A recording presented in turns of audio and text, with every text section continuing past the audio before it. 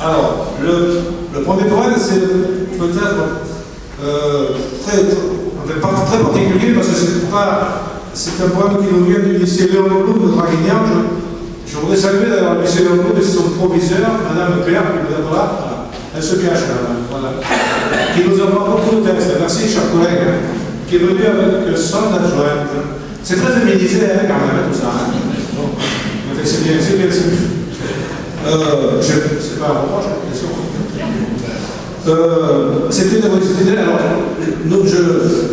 je remets des récompenses départementales aux élèves, et là j'avais récompensé cet élève qui s'appelle Farah Boutagan pour son poème qui n'est peut-être pas, qui ne mérite pas un prix national, mais il a une caractéristique particulière, c'est que cet élève, visiblement, quand je l'ai interrogé, a montré qu'elle ne communiquait pas du tout avec sa mère, pour des raisons culturelles peut-être, sensibilité aussi, de génération, enfin, tout ce qu'on peut imaginer. Je n'ose pas dire philosophie ou religieuse.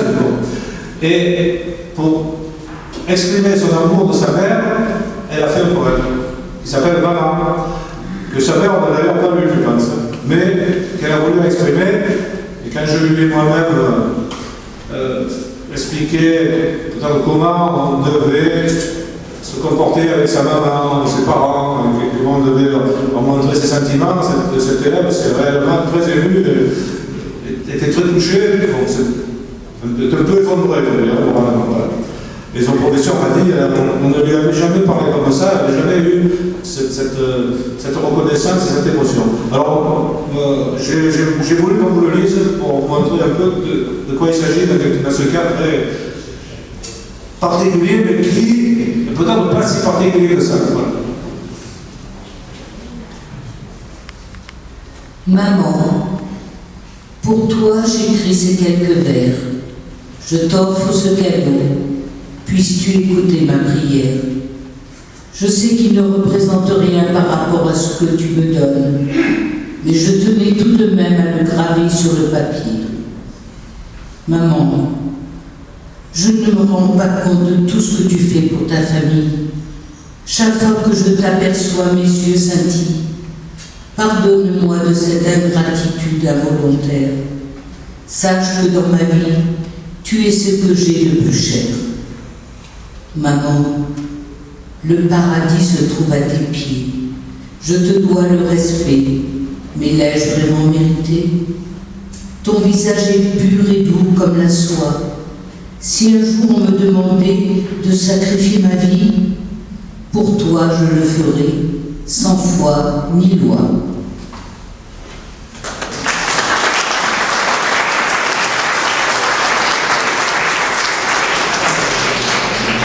C'est une élève de première année. Difficilement faire mieux, mais j'imagine que sa maman n'a pas bien compris. Voilà. Le deuxième poème que nous avons voulu vous lire, c'est autre chose. C'est pas un poème, c'est un texte en prose très court, qui a été écrit par un élève de 5e, qui a reçu un prix, alors de 6e,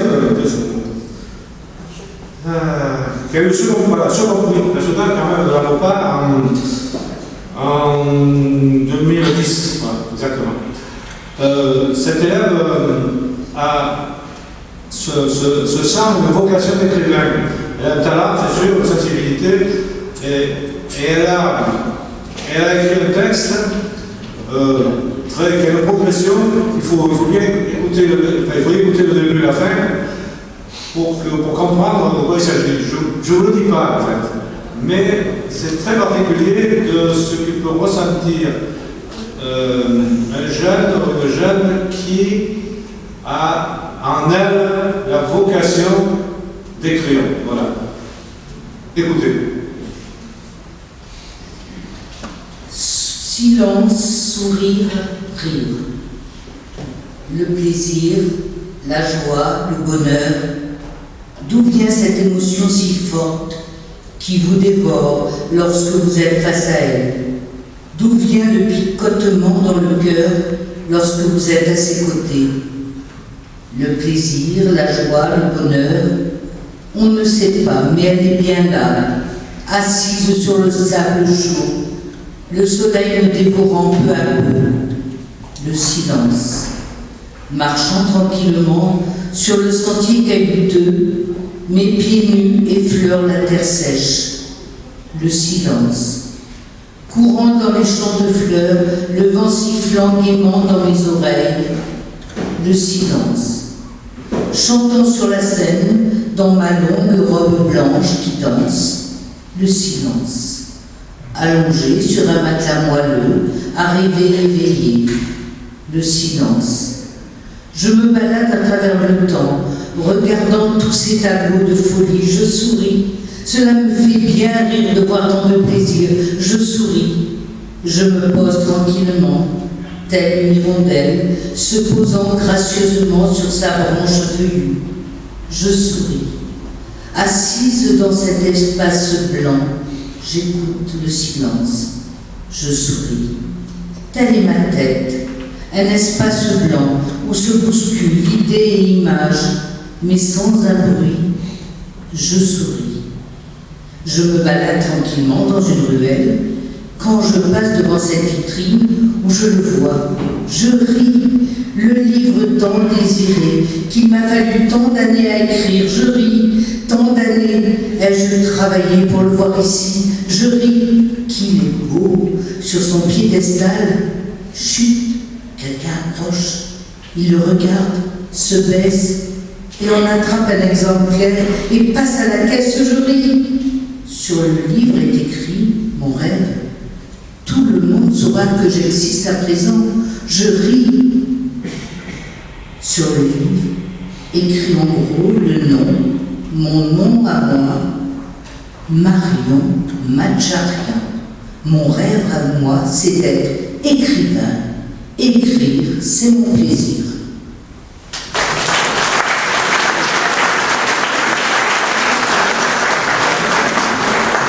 C'est très surprenant. Quand je l'ai lu pour la première fois, je me suis demandé si c'était sérieux, parce que je n'avais pas bien cru la faire. Voilà. Mais alors, son professeur s'appelait Madame Lemaire, et le professeur de la première de l'élève Boutagan s'appelait Madame Mascagnin, du lycée de Londres. Voilà. Troisième, c'est une élève de Saint-Exupéry, de première, qui est, je peux dire, une poétesse, parce qu'elle a écrit beaucoup. Elle a eu le Maxicite en 2010 aussi, pour un de ses poèmes. C'est pas celui-là que nous lirons, malheureusement, mais nous avons choisi l'autre. C'est une élève qui a vraiment un talent poétique, bon, il faut apprécier, qui est capable vraiment de se renouveler. La courbe de ses ailes. L'herbe folle sur ses reins dessine des oiseaux qui s'envolent lentement, avec grâce. Ses reins se courbent sous les lueurs et les oiseaux changent. Leurs couleurs sont plus claires, plus fraîches. Des couleurs souriantes s'éprennent de ses reins courbes. Le nid s'y forme dans sa lumière chaude. Le corps bouge, les couleurs aussi. Du creux des reins, elles ont fui vers la peau douce des hanches caressées. Les dessins s'effacent pour renaître en instant. Sur le bout de ses hanches est accrochée la vie. Un souffle y coule, lentement, avec grâce, et les teintes, telles des oiseaux, migrent avec allégresse d'un battement d'ailes. Elle berce ce songe endormi.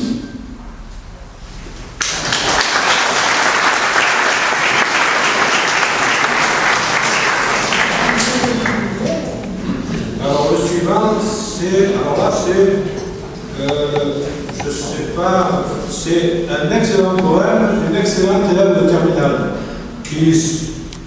dont son professeur m'a dit elle était destinée à, visiblement, l'école normale supérieure, qu'elle ne préparera pas, en fait, parce qu'elle a préféré suivre la voie de sa maman, qui est avocate internationale. Mais c'est une excellente élève. Et son poème, il est, alors, surprenant. Je ne suis pas spécialiste, je le mettrai dans un recueil de poésie, je ne sais pas, Victor Hugo. peut-être pas à Verlaine, mais bon. Oui, Victor Hugo, voilà. Très surprenant, mais très poétique, avec une maîtrise de la poésie, de la langue qui est impressionnante. Comme quoi, n'est-ce pas, les jeunes sont parfois très surprenants et ne sont surtout pas désespérés et les élites se dégageront toujours. Voilà.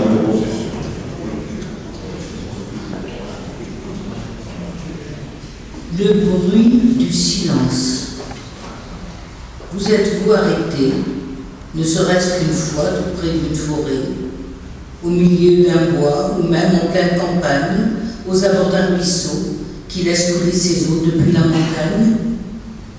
Vous êtes-vous reposé, ne serait-ce qu'un matin, contre l'écorce d'un pommier, dans le creux d'un chemin, à côté d'une ferme ou près d'un château en ruine, déteint par la bruine et entouré d'une berne? Vous êtes-vous allongé, ne serait-ce qu'un soir, au détour d'un sentier, au pied d'un vieux phare, dans un désert de dunes, au milieu de l'océan, sur un radeau flottant, juste au clair de lune? Avez-vous alors entendu, dans le calme environnant, les pleurs de l'arbre fendu, le soupir infini du vent?